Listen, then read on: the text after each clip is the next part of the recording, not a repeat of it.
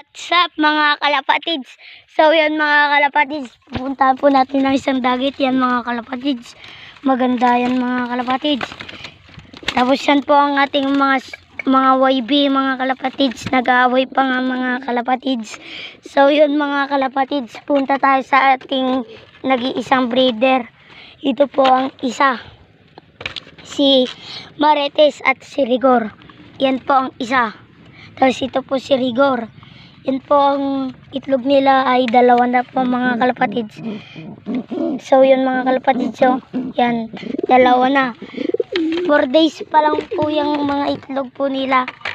Tapos so mga kalapatids, pumunta po dito ang ating isang pinsan mga kalapatids. Kinuha po ang asawa nito. Yan po. Tapos yun mga kalapatids, pupuntahan po nila ang isang